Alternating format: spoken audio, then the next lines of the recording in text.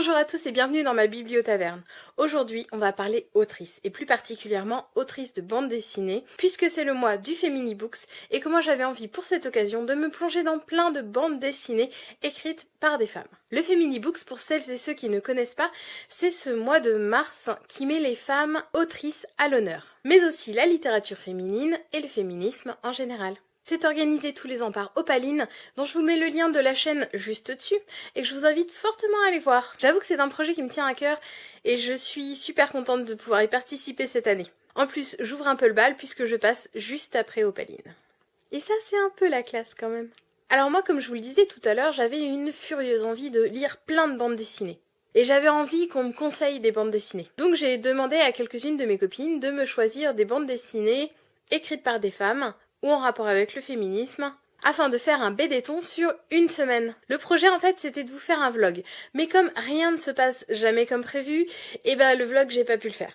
Parce que bon, pendant une semaine, ma fille a été malade, moi j'ai été malade, il y a eu le travail, le quotidien, tout ça, enfin bon.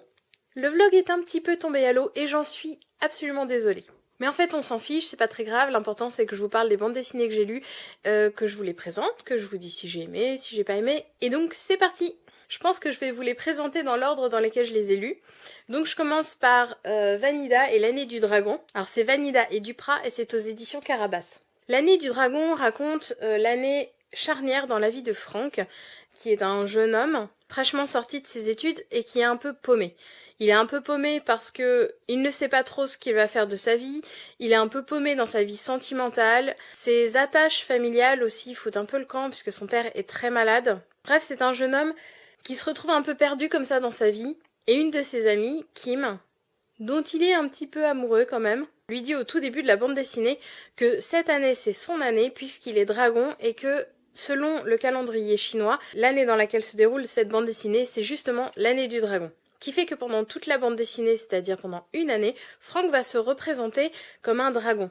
Et donc dans son fantasme, agir comme un dragon et faire des trucs de dragon. Sur les 3 jeunes femmes qui m'ont conseillé des bandes dessinées, 2 m'ont conseillé Vanida, qui est une autrice au dessin très particulier et assez reconnaissable. J'ai trouvé qu'on s'attachait très vite au personnage, particulièrement à Franck, même s'il est spécialement tête à claque. En fait, au début, t'as vraiment envie de le taper. Mais au fur et à mesure de l'année, il grandit, il mûrit, il lui arrive plein de choses. Et finalement, il devient assez attachant. J'ai beaucoup aimé aussi la métaphore du dragon, cette espèce d'animal énorme, un petit peu maladroit, qui est tantôt puissant, tantôt complètement pâteau et pas du tout sûr de lui. J'ai vraiment découvert Vanida à travers cette bande dessinée et franchement, je le regrette pas. Du coup, je continue avec cette autrice et je vais vous présenter Valentine, donc le premier tome de Valentine. Alors là, pour le coup, j'avais 3 tomes à ma disposition, je me suis arrêtée à la fin du premier, principalement parce qu'en fait, l'héroïne est une collégienne, les drames, les thèmes qui sont abordés dans ces bandes dessinées sont vraiment des thèmes de collégiennes et des drames de collégiennes, et autant, je peux pas dire que ça m'a pas parlé, parce qu'effectivement, ce sont des thèmes, des choses qui me sont arrivées quand j'étais au collège, enfin, il y a beaucoup de choses qui ont résonné en moi, comme par exemple la première soirée, comme la relation que tu as avec tes copines, les intercours que tu attends impatiemment, les repas à la cantine, enfin bon, effectivement tout ça, ça m'a parlé, mais ça m'a pas suffisamment donné envie pour pouvoir continuer au tome 2. Bref, du coup, encore une fois, j'ai beaucoup aimé le dessin, je trouve que vraiment, le dessin de Vanida est tout en légèreté, tout en finesse, très particulier, il est vraiment reconnaissable, il est très agréable, mais j'ai pas du tout accroché au scénario. Donc voilà, pour moi, Valentine, je m'arrêterai à la fin du tome 1, pour l'instant en tout cas. Ensuite, j'ai lu une petite perle, un petit ovni, il s'agit de Princess de Cathy O'Neill. Alors l'histoire ressemble exactement à la couverture, c'est tout doux, c'est tout mignon, on va rencontrer ici 2 princesses, une très princesse traditionnelle, blonde, les cheveux longs, enfermée en haut de sa tour, et l'autre princesse beaucoup moins traditionnelle, puisque même si elle a les cheveux longs, elle a quand même la moitié du crâne rasé, elle s'habille comme un prince et elle, ce qu'elle veut, c'est partir à l'aventure. Et là, c'est le conte de fées classique, la princesse qui cherche l'aventure va trouver la princesse qui cherche à être délivrée en haut de sa tour, et puis vous avez tous les ingrédients d'un bon conte de fées, le dragon, la sorcière, la tour, enfin bon. Et évidemment, la fin toute sucrée. Donc au-delà de sa thématique de 2 princesses qui tombent amoureuses l'une de l'autre, cette bande dessinée m'a vraiment intéressée par son côté je fais ce que je veux dans la vie. En effet, on y croise plusieurs personnages qui vont aller à l'encontre du dessin qu'on a imaginé pour eux, notamment ce que les parents ont imaginé pour eux, mais qui vont aussi aller à l'encontre de ce que la société voudrait pour eux. C'est un conte très court autour du courage, autour de l'amour, autour de la thématique du être soi, pour soi, et non pas pour les autres. J'ai beaucoup aimé cette bande dessinée, même si j'ai trouvé que parfois le thème il était vraiment martelé. Sur 45 pages, bon, on a compris tout de suite, et ça manque peut-être un tout petit peu de subtilité. Néanmoins, c'est tout mignon comme tout, et je vous la conseille vivement. Et alors du même auteur, une bande dessinée qui a fait fondre mon petit cœur, mais vraiment, c'est The Tea Dragon Society. Je suis désolée pour mon accent.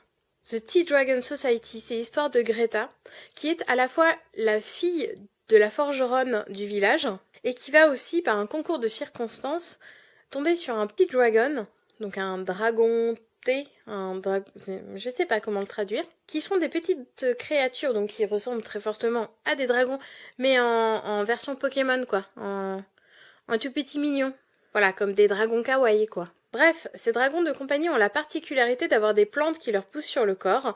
Ce sont des plantes pour faire du thé, qui ont non seulement des parfums incomparables, mais qui en plus ont la propriété de faire voyager dans le temps.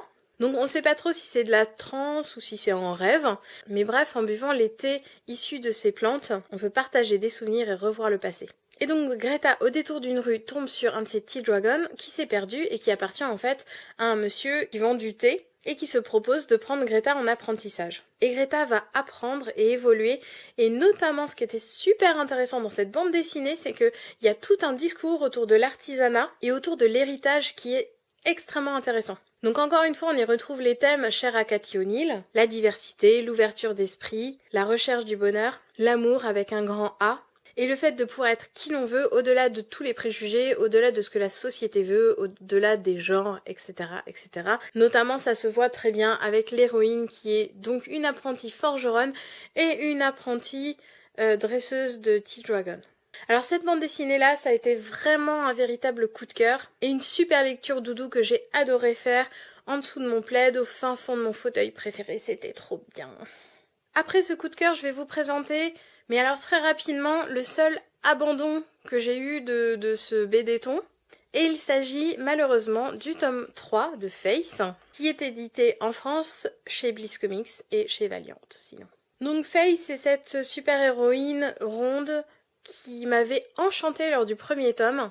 Vraiment, j'avais trouvé ça très chouette et je l'avais trouvée très fraîche. On avait enfin une super-héroïne qui avait un physique différent et qu'on faisait pas tout en pataquès, qui avait quand même une vie de super-héroïne, qui avait des petits copains badass, comme une super-héroïne qui... Enfin voilà, c'était chouette. Moi, le premier tome m'avait vraiment emballé. Le deuxième, je sentais déjà une perte de régime. Et alors le troisième... Vraiment, j'ai pas aimé. Voilà, j'ai trouvé que l'histoire était plate, c'était banal. En plus, à l'intérieur, il y a un épisode pro Hillary Clinton, mais vraiment, enfin, propagande, qui m'a mis sacrément mal à l'aise quand même, parce qu'il n'y a aucun recul. Enfin bon, je ne vais pas m'attarder sur cette bande dessinée, juste, voilà, moi ça a été vraiment une déception, mon seul abandon du BD-ton, donc voilà, celle-là j'ai laissé tomber. On revient sur de la bande dessinée franco-belge et alors complètement surréaliste sur le monde du travail avec Coucou Bouzon de Anouk Ricard. Coucou Bouzon, ça va raconter la vie d'une entreprise, l'entreprise Coucou Bouzon, et ça commence avec l'entretien d'embauche du héros, et c'est un entretien d'embauche complètement surréaliste. Le patron fait n'importe quoi, lui demande n'importe quoi. À un moment donné, le patron fait faire le tour des locaux au héros. Le héros voit son bureau. Le patron, voilà, lui dit voilà, ça c'est votre bureau. Et il dit ah oui d'accord. Et l'ordinateur il est où? Et le patron lui rit au nez en disant quoi? Mais vous pensez que l'ordinateur est fourni? Enfin en fait c'est pas si surréaliste que ça. Ce sont des choses qui peuvent arriver, non? Ouais, j'ai trouvé cette bande dessinée vraiment drôle. Le petit côté surréaliste m'a complètement emballée. En plus, on sent qu'il y a une véritable critique du monde du travail derrière tout ça. C'était très chouette, c'est pareil, moi je découvrais Anouk Ricard à travers cette bande dessinée-là, et honnêtement je regrette pas, j'ai vraiment bien ri. On continue dans la franco-belge, et j'ai lu également Bouche d'ombre. Alors j'ai lu les 3 tomes, là je vous présente que le premier tome, mais c'est Bouche d'ombre de Maud Bégon et Carole Martinez. Donc il y a 3 tomes, j'ai adoré les 2 premiers. Vraiment, enfin, donc l'histoire de Bouche d'ombre, c'est l'histoire de Lou, qui est une jeune lycéenne, donc il va y avoir toute sa vie au lycée, mais qui va faire une séance de spiritisme avec ses amis du lycée et qui va se retrouver avec la particularité de pouvoir voir les morts. Alors, pas n'importe quelle mort, mais je vais pas vous en dire trop. Et c'est une bande dessinée qui va parler de famille, de secrets de famille, de lignées féminines. On va retrouver des personnages forts, avec des femmes qui essayent de s'émanciper, des femmes qui essayent de trouver leur indépendance, mais aussi des femmes qui vont aimer très fort, des hommes, leurs enfants. C'est un thème que j'avais déjà vu chez Carole Martinez avec Du domaine des murmures, qui est un livre que j'ai adoré, que je vais vous présenter prochainement. Mais elle a beaucoup de personnages de femmes comme ça assez forts, et elle ne néglige jamais l'héritage familial. En termes de psychologie et de culture, hein, je parle. Les 3 bandes dessinées se passent à 3 époques différentes et à chaque fois on y croise des personnages historiques assez connus, donc notamment Pierre et Marie Curie, Victor Hugo par exemple. J'ai adoré les dessins aussi. Vraiment c'est le genre d'illustration qui me parle.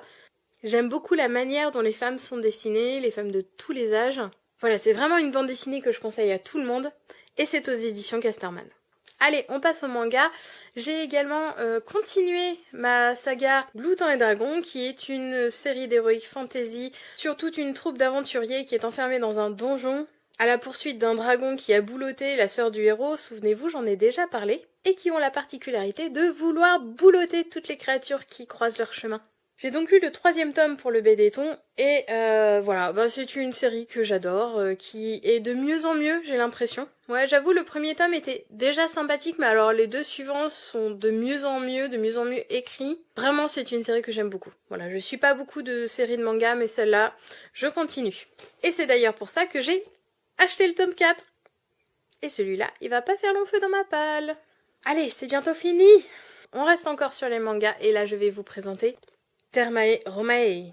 Donc là, ce manga, il représente un petit peu pourquoi j'aime beaucoup la culture japonaise et pourquoi énormément de monde aime beaucoup la culture japonaise. C'est-à-dire que là, nous avons une mangaka qui s'est dit waouh, moi je suis absolument passionnée par les mangas et par les termes romains. Comment je vais faire pour concilier les deux? Et ben, elle s'est dit je vais faire l'histoire d'un architecte au temps de la Rome antique, dont le boulot c'est entre autres choses de construire des thermes, et qui va devoir faire face à plein de défis de construction et d'invention pour pouvoir inventer les meilleurs bains et les meilleurs thermes possibles. Bon là déjà, elle avait un speech de base nickel. Oui mais non, parce que les Japonais. Juste parce que les Japonais.